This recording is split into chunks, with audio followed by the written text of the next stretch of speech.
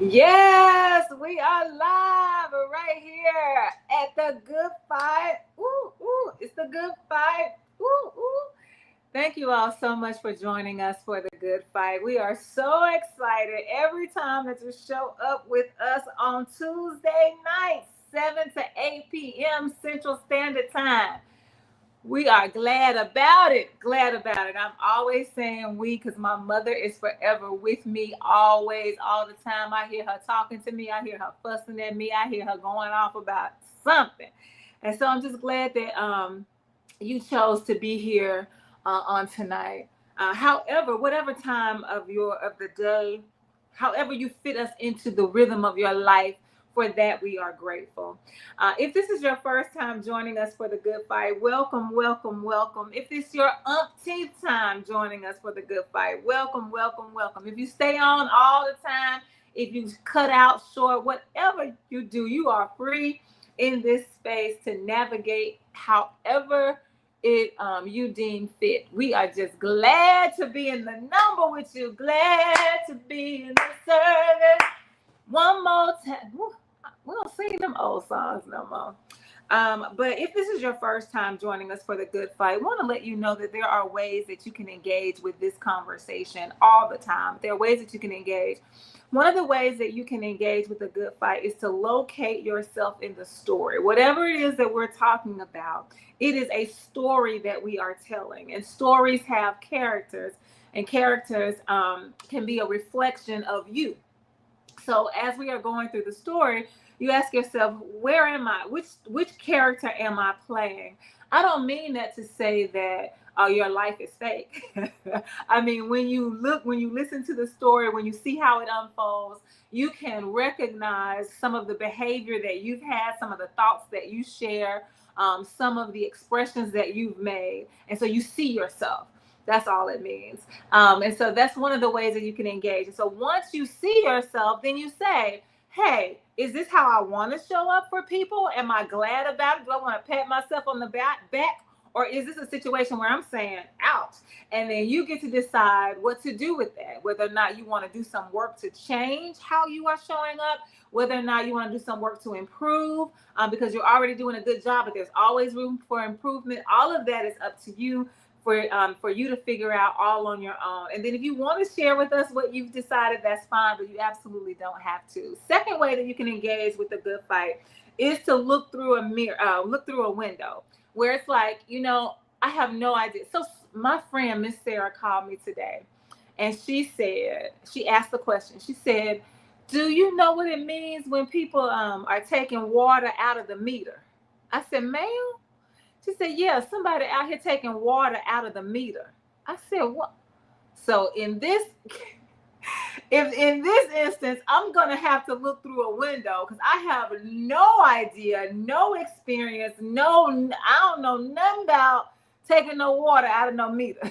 So that's what it means when you're looking through a window. You center somebody else's story. It is not your story. You really can't comment. You really don't have any information to share, but you recognize the importance of putting someone else, centering someone else, so that you can hear, so that you can receive, and hopefully so that you can learn. Even if you are learning what not to do or what not to say, that's still valuable learning. And so we don't want to dismiss that. Third way that you can engage with the Good Fight on this night is to walk through a door. So the conversation that we are about to have, my hope is that it won't begin and end in this session, but that you will continue to think about it, marinate on it. You will continue to contend with it, even beyond the 8 o'clock time when I hit end stream. And then it may not be that you're thinking about it tomorrow. It may be that it doesn't come up again for you until next week, or maybe next month, or maybe next year, or maybe never. But just leaving yourself open to the possibility that this is not the beginning. This is not the beginning and end of a conversation. It's the beginning of a conversation that may last who knows how long. And then finally, my goodness. Woo.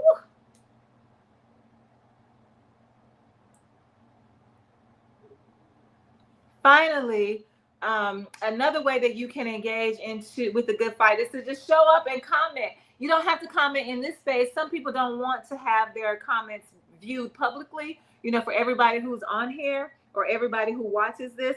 So you can hit me up. You can comment offline. You can comment. You can DM me on my Facebook page, or you can reach out to me at area code 228-236-7440. Area code 228-236-7440. Okay, thank you so much. I do that little spiel every single week to make sure that you know how you can engage and that you are welcome in this space, because sometimes I forget to say this. Sometimes I forget to say I am your guide, the Reverend Doctor, but you can call me Denise.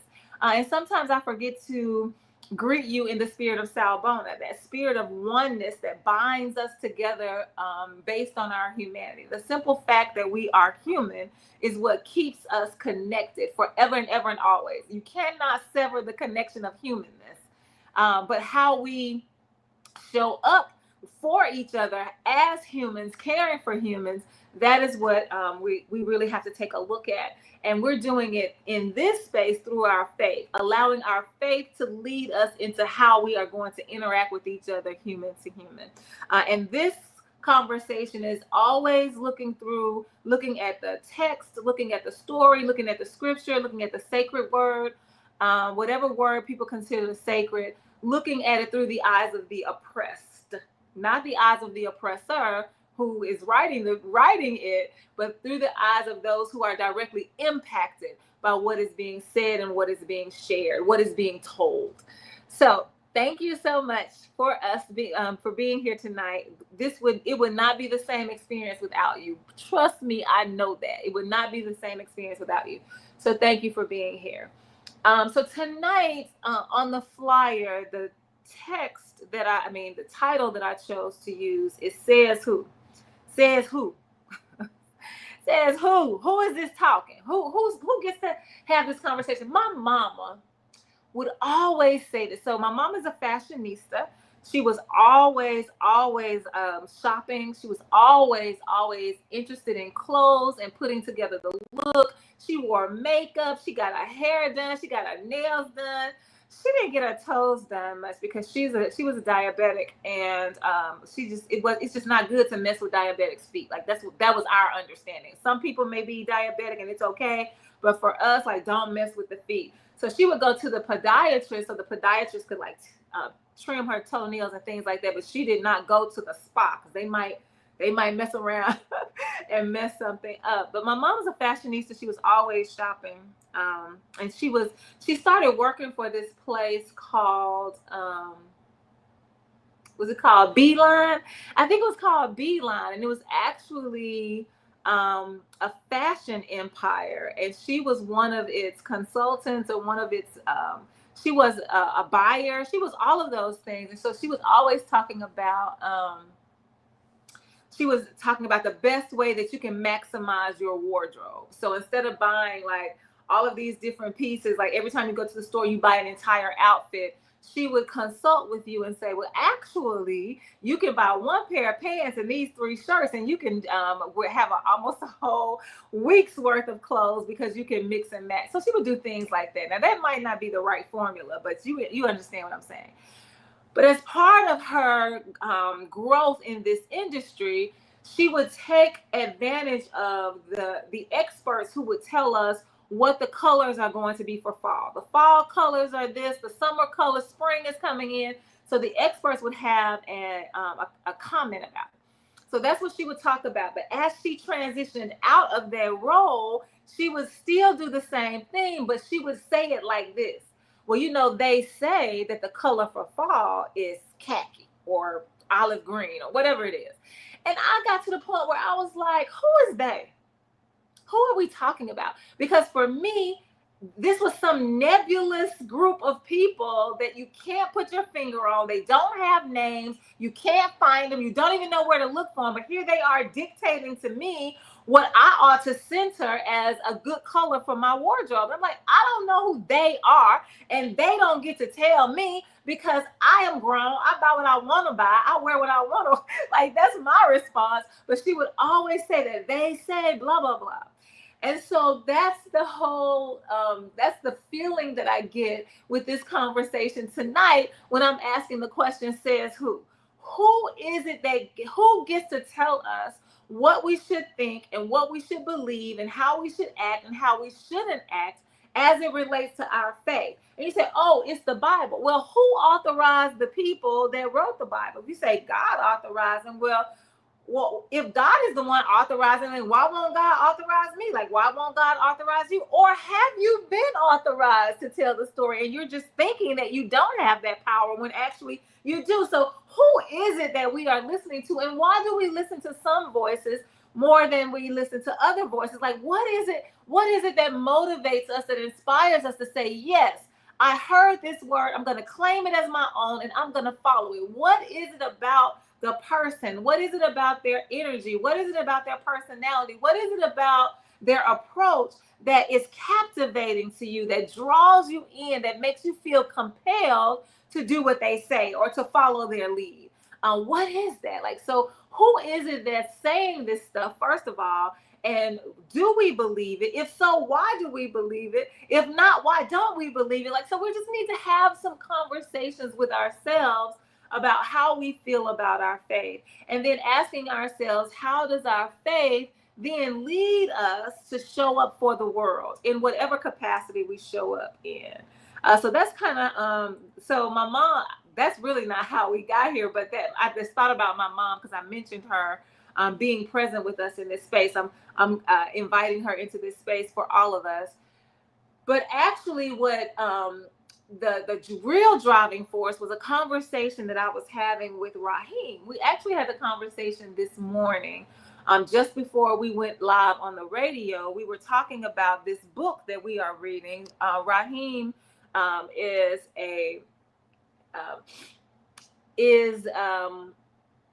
I was an employee, is a consultant, like a contractor. He works with Arkansas Raps. It's an organization here in Little Rock, that's based in Little Rock, that is particularly working to do amazing things in the area of sexual health. I really do recommend you look them up, arrapps.org.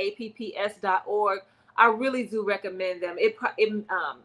You might even get some ideas for some work that you should be doing in your area, wherever you are, because I know that this is broadcasting all over the world. So wherever you are, this might be something that you feel like, hey, we should add this, we should add to this, we should subtract some stuff and make it our own. Like, we could tweak it here, or maybe let's talk to these organizers and see how they do things. Like, I just really think it's worth it. But anyway, we were talking about the song that Raheem picked for the show. Every Tuesday morning, I start the show with a song that I feel like helps ground us in the conversation. So it's an intentional design on my part.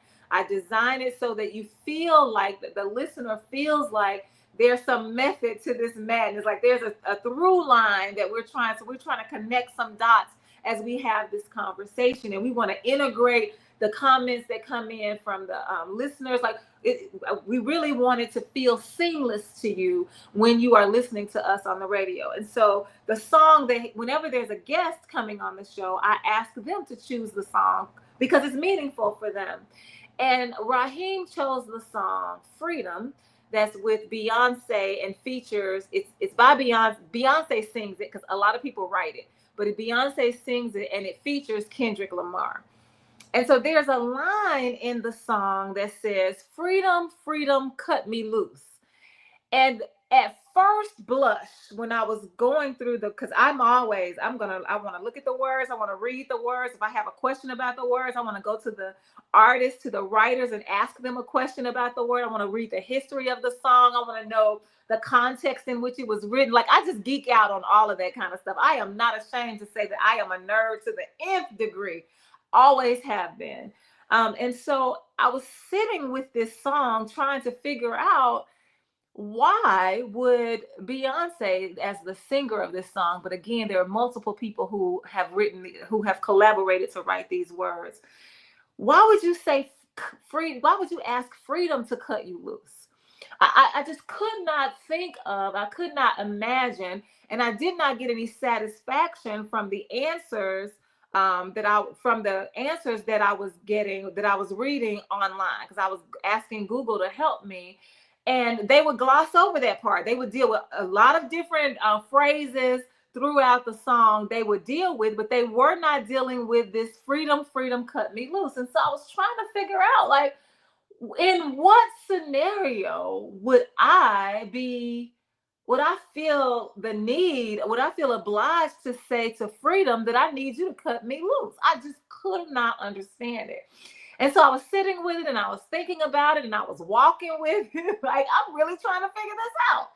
And then I was like, oh, silly me.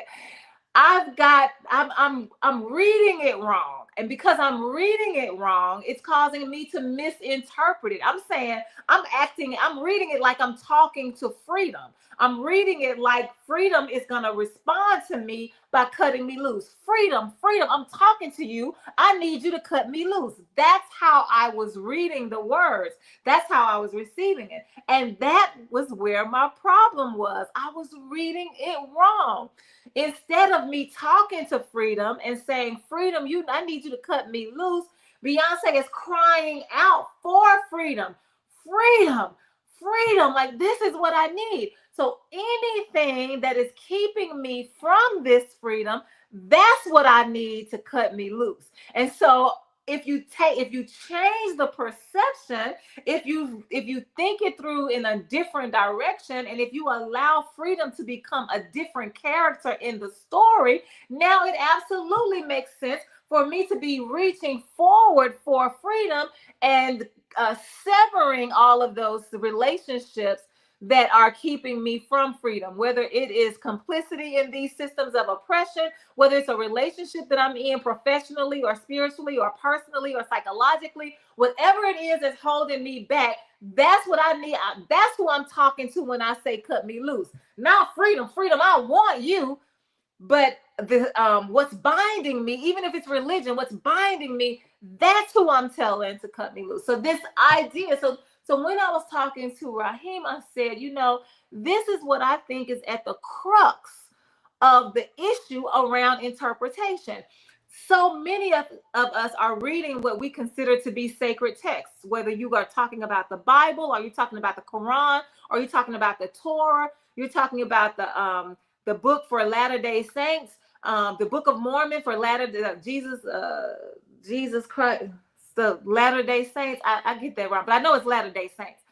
So whatever it is that you consider to be a sacred text, whatever that is, it's more than just you reading it.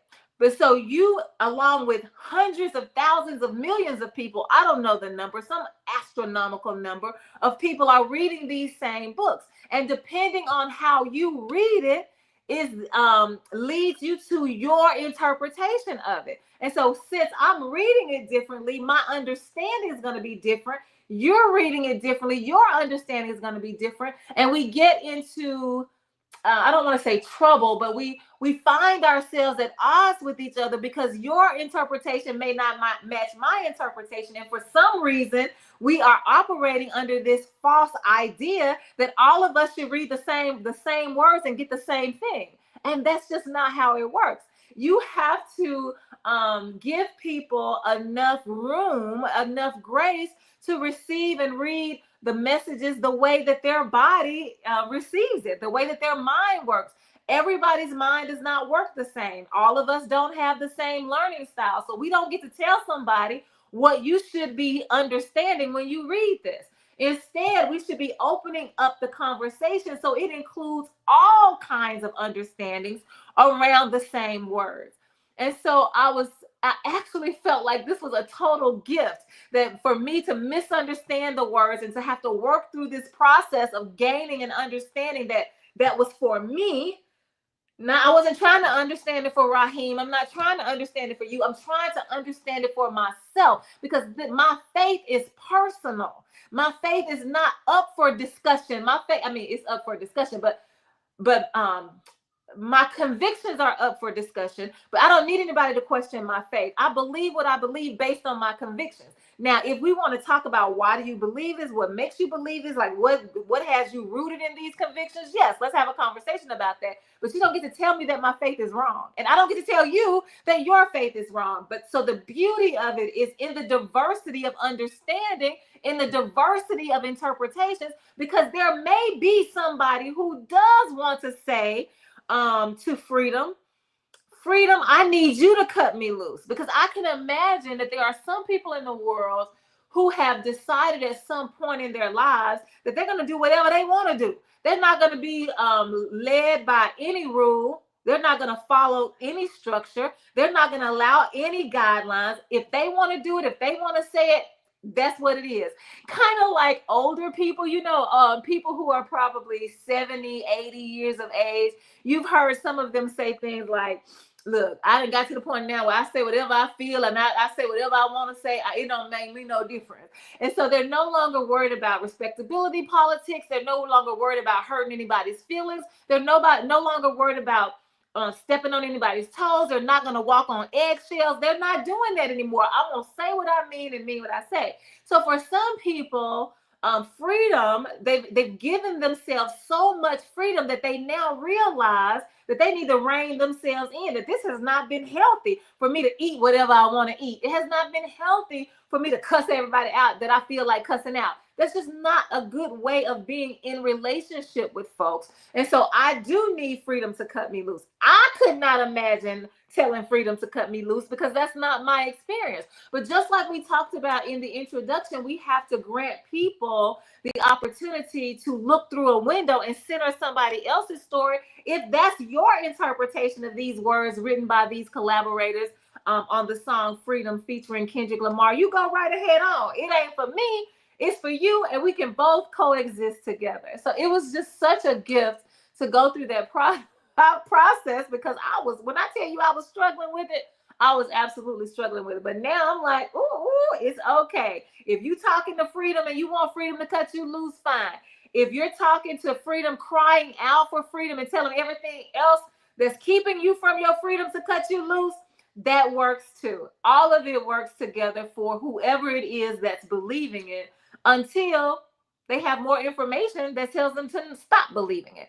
And that might be where we're also having a problem, especially as it relates to our religion, is that we believe something and we think, or we've been conditioned, or we've been programmed to believe that whatever it is that I learned as a child or as an adult, whenever you learned it, that I'm supposed to believe it until I die. And that is not the case at all. We should all be growing. We should all be evolving. So some of the things that you used to believe in, I really think that you shouldn't believe in them. Like, something ought to have some life experience, some near-death experience ought to change your outlook on some things. And so you have to let go of what you believed before, because now you have something that takes its place that works better for you. So yes, I give myself absolute permission to stop believing stuff, and I hope that you will act on that same freedom in your life. You do not have to believe something forever and ever and always. You can absolutely decide that this is no longer serving me nor my life, and I'm going to get rid of it. That reminds me of when I was my first year teaching. I taught at Yazoo City High School in Yazoo City, Mississippi.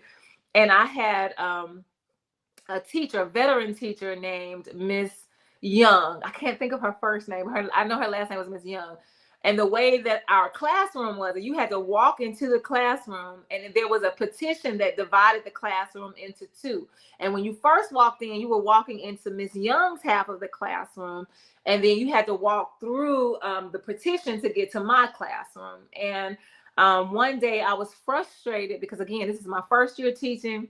All I had was what I had learned in a book, and I had what my mom was mentoring me. But usually what would happen in the mentorship is that she would be mentoring me from behind. So it would be after something happened that I would go home and say, Mom, look what happened. Listen to what happened. And then she would guide me through a new way of thinking about it, or she would affirm my decisions around it, whatever.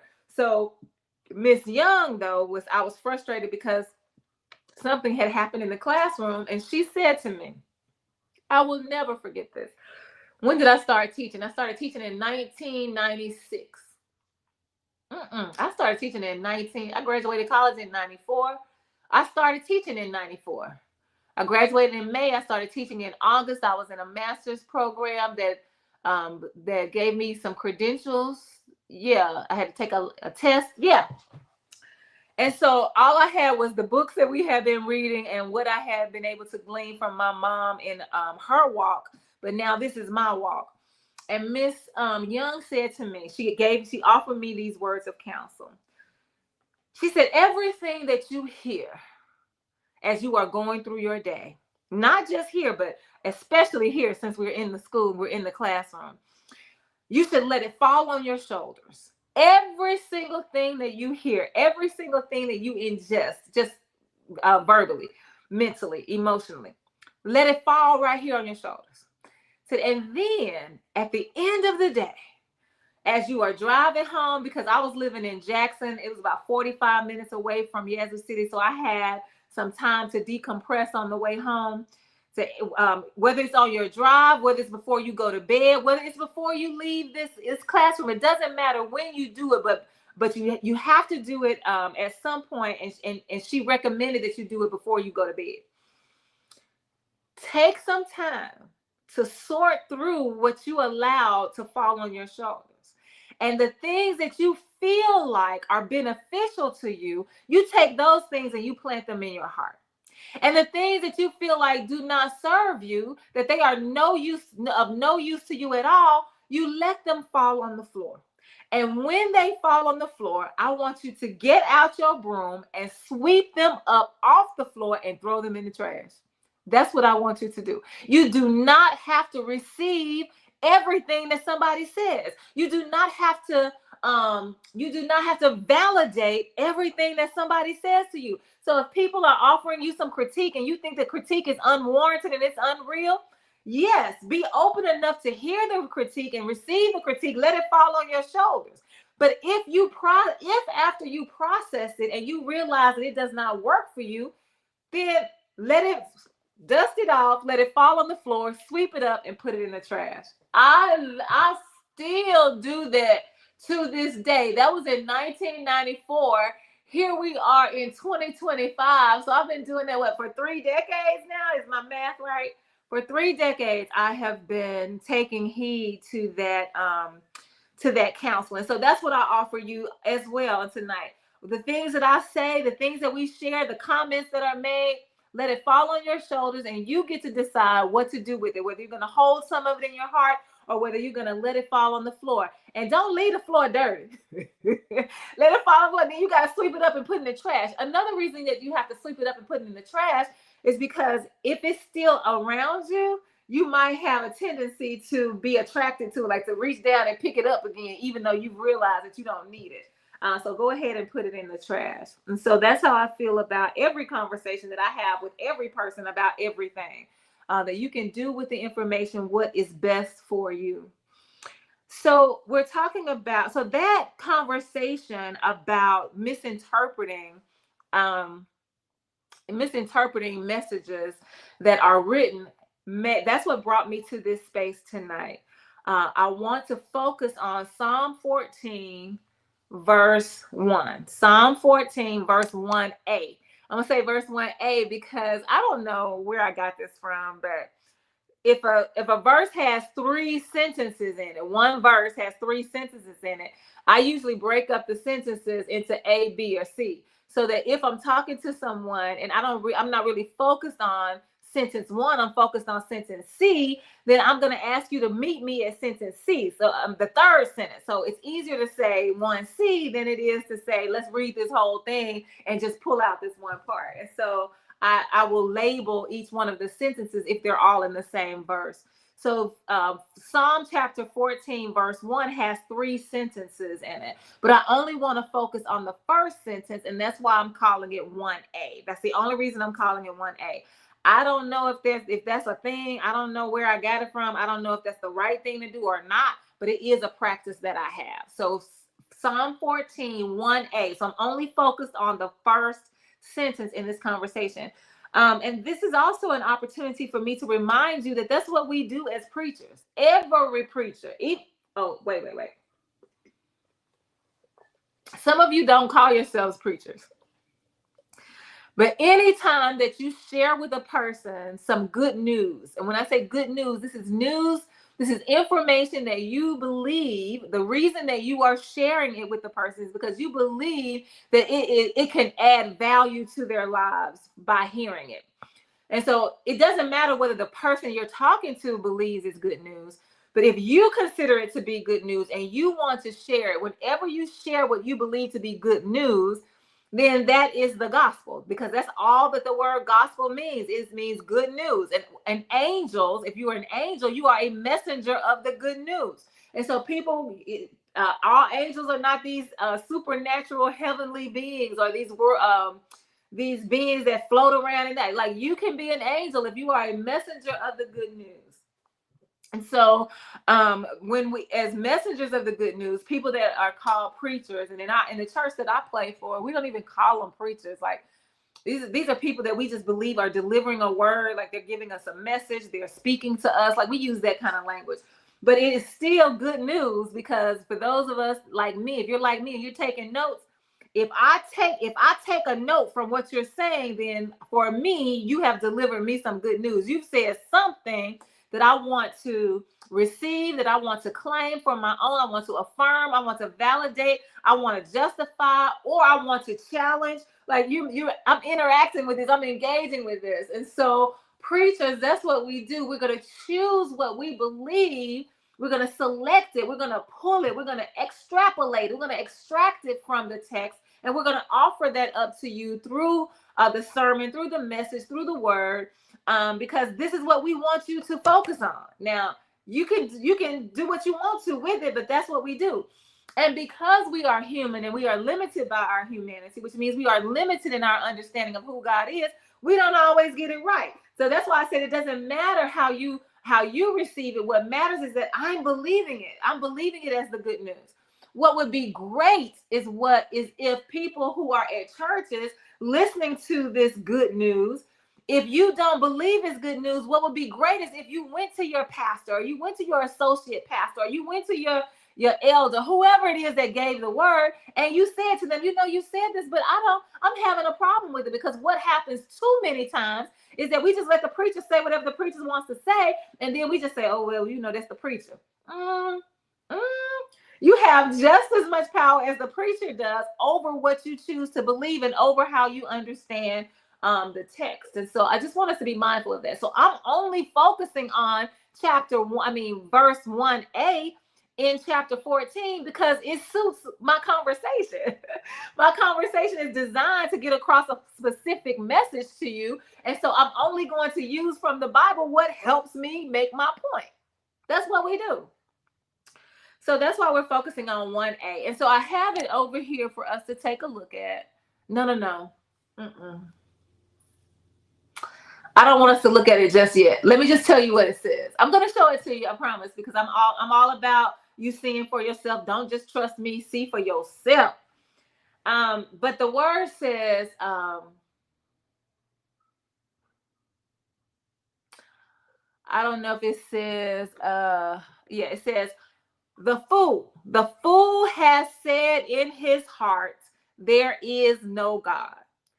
The fool has said in his heart, there is no God. That's what Psalm chapter 14, verse 1 says, 1a. The fool has said in his heart, there is no God.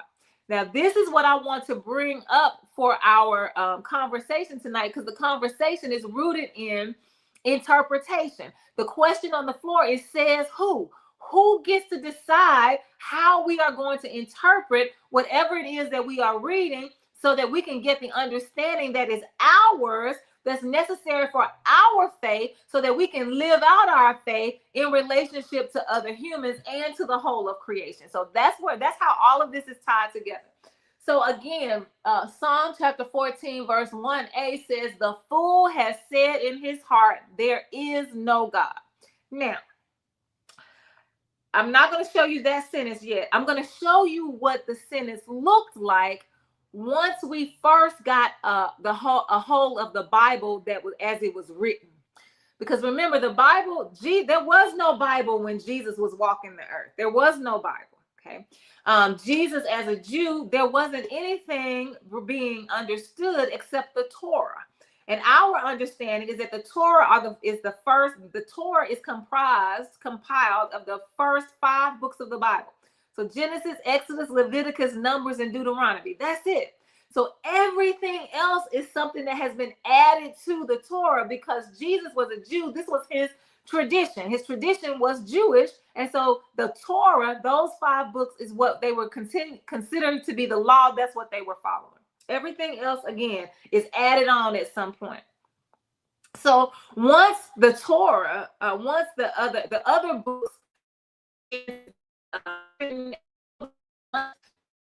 Creed, they voted on which books they were going to include, and now we have 66 in our canon as Protestant Christians. I think it's 72 books in the canon for Catholics. I don't know how many books are in the Quran. I don't know how many books are in the book for Latter-day Saints. I don't know.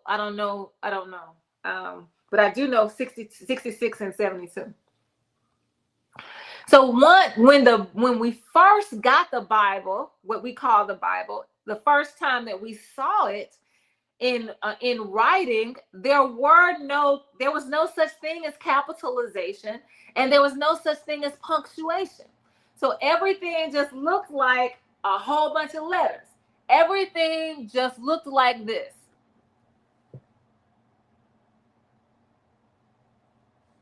So here is the sentence that I just read to you that you can find in Psalm chapter 14, verse 1. This is the way it looks. The fool has said in his heart that there is no God. Now,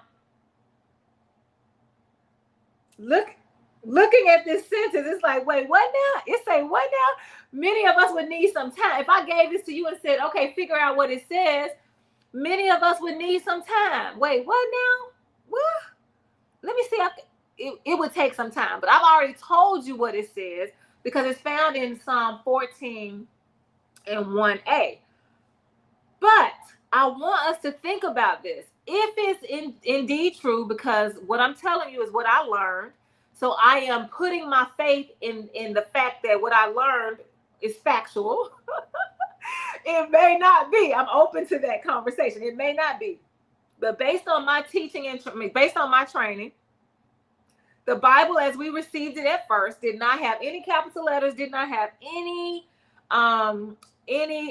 spaces, and did not have any punctuation. So this is what you would look at, which meant that we had to depend on somebody. We had to put our faith. We are now putting our faith in somebody and believing that when they chose to decipher this, that they got it right, that they put the capital letters in the right place, that they put the punctuation in the right place, so that we can understand it in a way that we would call right. And again, everybody's interpretation is going to be different. So however you interpreting it, I'm calling that right. I am not calling anybody's interpretation in this moment. I'm not calling anybody's interpretation wrong. I'm just saying, however you interpret it for yourself in your own personal, individual covenant relationship with God. I believe that is right. It is right for you. That does not mean it is right for me, but that is not what I'm debating. If you believe it's right for you, let's move with that right now. It's fine. No one's arguing that. This is not what the debate is about. So we're going to trust that the person got it right. But here's the problem. In a few minutes, I'm going to put up this sentence, and I'm going to put the punctuation in a different place, and we'll see if it makes a difference. I don't think I use capital letters at any point. You could use capital letters, but that wasn't important to me tonight to use the capital letters. What I was more concerned about was the punctuation. So here we go. I'm going to put this same sentence up with adding, well, first I'm going to put the sentence up with, after we say, look, I'm looking at this. This doesn't make any sense to me. The first thing I need you to do is make it make sense. That's the first, because this looks like somebody speaking in tongues as far as I'm concerned. Blah, blah, blah, blah. That's what that looks like. I should have bought a Honda. That's what that looks like. But If we take a moment and say, let's make it make sense, then we can separate the words so that now we say, oh, okay, this is something I can recognize. This is something that I can digest. This is something that I can decipher. This is something that I can understand. Okay. Now I see you. Now I hear you. Now we can have a conversation, because I'm like, oh, I see what you're trying to say. Which is, oh my goodness, this also reminds me of a conversation we were just having the other day. We were talking about speaking in tongues, and we were saying, okay, what is the purpose of speaking in tongues? If you have this, if this is what speaking in tongues looks like, and I come in as a person who speaks Spanish, if I speak Spanish and you say this to me in English, I do not understand you. So the purpose of speaking in tongues would be believing that the Holy Spirit has power to say these words in English. The Holy Spirit has the power to take these words that are spoken in English and interpret them for a person who understands Spanish in their own language. That the Holy Spirit is that powerful that even though I'm speaking English, what you hear in your ear is your own language. In this case would be Spanish. That takes it takes faith to believe that, yes, but it also takes experience. And I have experienced this, so I'm not telling you what somebody told me in a classroom. I'm telling you what I have experienced firsthand, particularly when I was in Haiti, when we went to do mission work after the earthquake. I think it was about 2010. Okay, so this is what speaking in tongues sounds like. There's no rhyme or reason. There's no capitalization. There's no punctuation. There's no rules. I am just pouring out to you what I feel is overflowing in my heart. It's coming out the way that I hear it in my spirit, and it's the Spirit's job, once it leaves my mouth, to make sure that you understand it in your language. That's what tongues are supposed to do. Now, if everybody in the room speaks English, there is no need for us to speak in tongues, because tongues are for the person who cannot understand the language that's being spoken in the moment. There's no reason to introduce tongues if everybody's on the same language page. Now, so for those of us who are not on the same page, when we hear tongues, I mean, if all of us are speaking English and we're on the same language page and somebody starts speaking in tongues, this is what it sounds like. What? What? We don't understand it. But if we stop speaking in tongues and we speak in the language that everyone in here speaks, then we say, oh, I understand what you are saying. And this is what the Bible says. The Bible declares that if everybody is speaking the same language and somebody speaks in tongues and throws this into the mix, it's going to confuse the people. It's going to cause division, and the Spirit won't be able to move effectively, because you got people now that can't worship because they don't know what they're worshiping about. You sound crazy to them. But if you use the language they understand, now they can lift up their arms in reverence. Now they can lift their head back and become vulnerable in the Spirit. Now they can be ushered into the kingdom because they're like, I get it. I understand exactly what you are saying. And so now I've taken that sentence that looked like tongues, and I have put it in the language that we are all speaking right now, and that is English. We're speaking or understanding, or we're translating it. And we're like, okay, I can relax now. I see. You said this was what it says. I see exact. Okay. The fool has said in his heart, there is no God. Now, what happens if we add punctuation? Okay, I'm going to add punctuation like this. So in this sentence, I put a comma after heart, which means a comma after heart, because I'm introducing a quote. I'm introducing a direct quote. I'm telling you exactly what the fool has said. So using the grammar, the rules of grammar and mechanics in the English language, if we're getting ready to tell you a direct quote, these are the exact words. These are the words verbatim. This is not a paraphrase. This is not me assuming what somebody says. This is not me. This This is exactly what came out of the person's mouth. This is a direct quote. So to introduce a direct quote, I've got to put a comma. Sometimes you can use a colon. I chose to use a comma. So the fool has said in his heart, there is no God. So the fool says, there is no God. That's what he says. There is no God. So one person can say, okay, let's interpret this. How would you interpret this if you saw it using the punctuation this way? I can hear somebody saying, oh, okay. What I understand from this is that there is some person on the planet that has decided that there is no such thing as a God. And they have actually had the audacity to say that out loud, to actually say it so that somebody hears it, so that somebody who hears it can then turn around and write it down. And I'm saying they have the audacity because the word says it was a fool who said it. And the way that we understand fool is that that's somebody that ain't got no sense. And so the way that we can interpret this is to say, okay, somebody who don't know nothing about what they're talking about, who has obviously gotten their faith confused, who don't know nothing about the God that I serve, has opened up their mouths to share with us something that they believe in their heart. And what they are saying to us is that there is no God. So we've taken it from tongues. This is what it looks like in tongues. It's all running together. I really am having a hard time understanding it, to making it make some kind of sense so that I can say, okay, I see what these words are. I recognize these words. I can read. I know what that says. To say, now let's interpret it in this way. I'm giving it to you in a way that says, okay, the fool has said in his heart, there is no God. I can say that, but I don't really have I have more understanding once I use the punctuation. And so the punctuation gives me more to work with. I could have used it without punctuation, but now with punctuation, there's an added benefit. I can say, okay, let me see how this looks. Let me understand this better based on the punctuation. So the fool has said in his heart, there is no God. Now, I just said to you that when we talk about a fool, this person is somebody who ain't got no sense.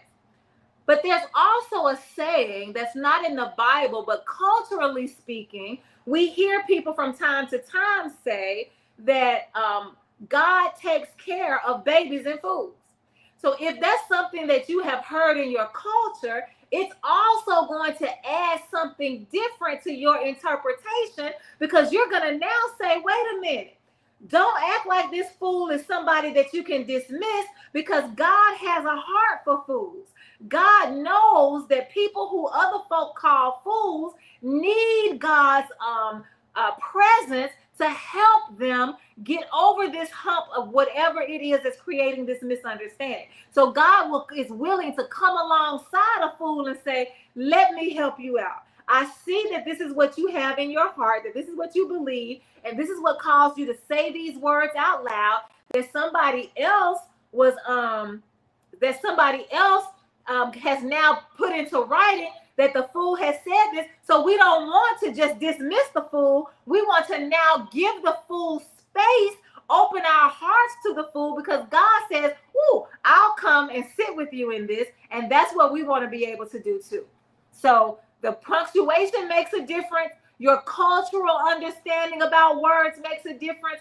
All of this matters in the way you interpret it. So when we go back to the topic, says who gets to say that this is the right way to interpret this, that this is the right way to insert the punctuation. How do we know that the person who took, remember, they took what we had right here. How do we know that they divided the words correctly? How do we know that? And how do we know that they added punctuation? Who were they to say this is how you say it? Now let's think about what Triana is saying. So Triana says, but look at this.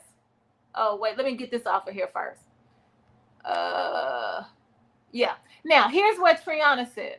Triana says, look, the fool has said, comma, in his heart, comma, there is no God.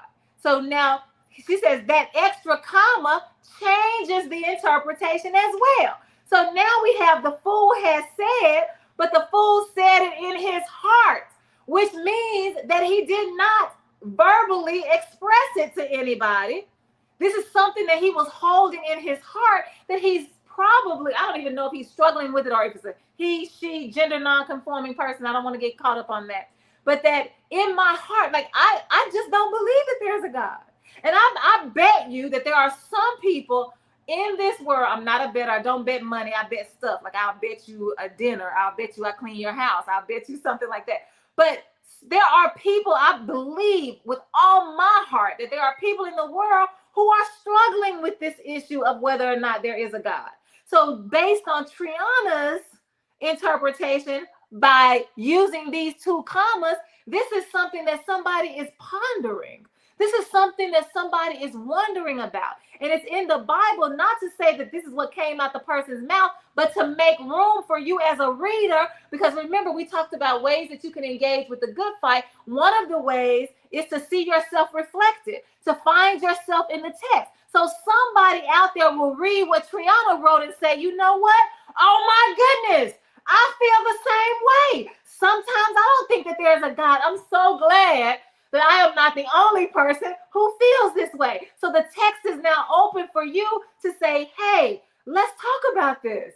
Let's engage in conversation. Can I just tell you, I appreciate you saying what I was thinking. But we can also go back and ask the question, who's to say that Triana's way of using punctuation is right? Could it have been that the person who used the one comma after heart, because now we got them both up here. Triana said the fool has said comma in his heart comma. So we got one comma at the top, two commas at the bottom. Who's right? How do we know which one is right? Who's to say that it should have had just one comma? Who's to say that the two commas are not right? And so what I'm offering up to us for consideration is that both of them are right. However you choose, however they would have chosen to use the punctuation is right. Because it gives us an opportunity to contend with it for ourselves. One of us is going to say, look, I know that first one ain't right with that one comma because I just don't believe that. I believe that there is a God. So for you to say there is no God, yeah, you a fool, and I ain't even finna listen to you because I know there's a God. You can't tell me there ain't a God because I'm gonna tell you what God has done for me. And we'll start rattling off everything that has happened. When I look back over my life and I think about all that he's done for me, I can't help but dance because I know there's a God. So some of us are gonna say, yes, this interpretation works for me. Others of us are going to say, no, Triana's interpretation, the way I understand it through those two commas, that's what works for me because sometimes I feel like a motherless child. Sometimes I am actually to be honest with you, I'm wondering that sometimes these days. When I think about us, what's happening to us politically, when I think about what's happening to us with war, when I think about what's happening to us in healthcare and education, I'm like, God, I'm not going to lie to you. I have asked God plenty of times over the last 3 or 4. When did we start this administration? The last, we in the 9th month. In the last 9 months, I just said, God, I need you to show up. What is you doing? Where is you at? So yes, it's going to change the way that we understand it. And that is okay. So what I'm asking us to consider is, do we have enough openness in our understanding of who we believe God is, in our faith that we stand 10 toes down on, do we have enough openness to allow somebody else to read the exact same words that we read, but walk away with a different understanding? Can we both be right? Can all 5 of us be right? Can all 10 of us be right? Why does it have to be that I'm right and you're wrong? Why does it have to be that I'm the only one going to heaven and you all going to hell because you don't believe what I believe? Who's to say that your interpretation is incorrect? Who's to say that? And then going back to the questions at the beginning, let's just say that you are somebody who struggles with whether or not there is a God. If somebody tells you that you're a liar and you're going to hell, why do you believe them? What is it about their word that you value over your own word? You read the words, you read them, you thought about them. This is your understanding. Somebody comes along and says your understanding is wrong. Why do you say, oh my goodness, I'm wrong? What makes you say, I give up on what I believe in favor of what somebody else says? What causes us to do that? Why don't we trust in our own interpretation, believing that God is so big and so powerful that God can handle my interpretation? And if my interpretation is different from my neighbor's interpretation, God is like, that's okay, I got both of y'all. It's enough room in the kingdom for all of y'all. What keeps us from being that open? And I think Trina, I put punctuation in a different place. I'm gonna see. I think Triana already did. I think that's what I did. Let me see if I can find it.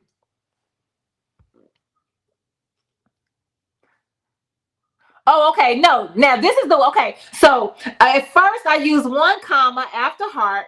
Triana comes in with two commas, one after said and one after heart. And then this is the one.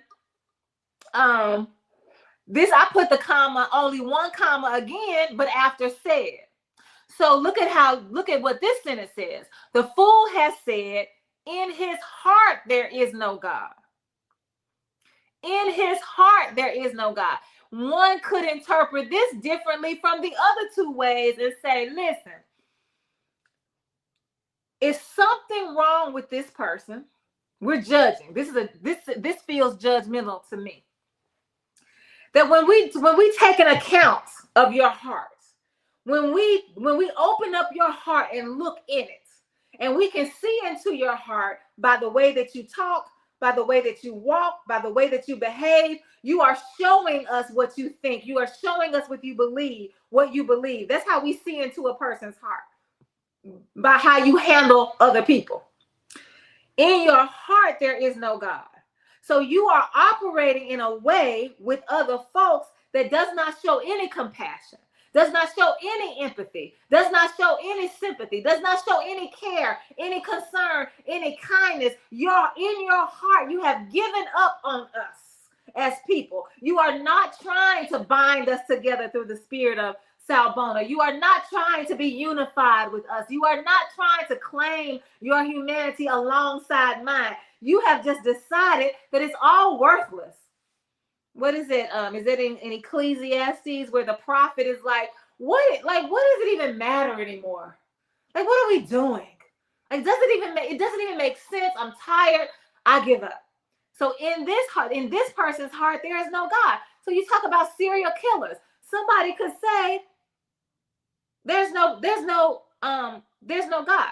And so let's go back again and add the cultural component. Wait, here we go. Wait. Let me get this off of here so we can see what Triana is saying. Wait. Let me get this off of here. Move. Go back to comments. Listen to what Triana says.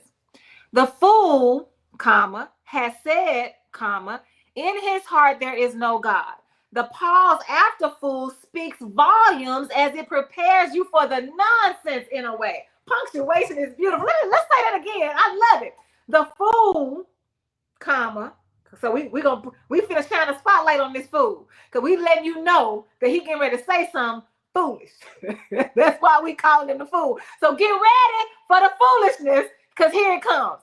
This is what the fool has said. Okay, now let me tell you what he said. I need a comma to tell you what he said. In his heart, there is no God. So punctuation makes all the difference in the world. Yes, punctuation is beautiful. And the reason, I want to remind us again, the reason that I brought it up is because when we first got the Bible, this is what it looked like. So we had to trust the people. We are trusting that the people who added the punctuation, we're trusting that they got it right. But what if they didn't? What if they should have used the punctuation this way? Then that changes everything. So why not give ourselves the room to say, yes, we could read it this way, but we can also read it this way, and we can also read it this way, and all of those ways of reading are acceptable. And all of those ways of reading can be right. And so everybody who is reading it and getting their own understanding, you're right, according to your understanding. Now, as we get into relationship with each other, as we nurture each other, as we build community with each other, we can have conversations that might shift what we believe, might cause us to move that comma from behind food. It might cause us to insert a comma after heart. That's after we are in relationship and we're having conversations and we feel like we're growing in a way that I want to now understand things in a different way, because now that serves me for where I am in my life. So we might change our minds, but we might not. And if we don't, that's fine. If we do, that's fine. Give each other the room to say that the people who translated it, they might not have been right. And we don't have to listen to them, because we can listen to ourselves. We can listen to them and we can listen to ourselves. That's all I wanted to talk about tonight. Says who? Who gets to say? You get to say. And I hope that we'll be practicing that from now on. Thank you so much for joining us for The Good Fight. We'll be right back here next Tuesday from 7 to 8 with more conversation. Probably not about punctuation, but it is absolutely indeed beautiful. Thank you for that, Triana. We'll see y'all next time. Bye.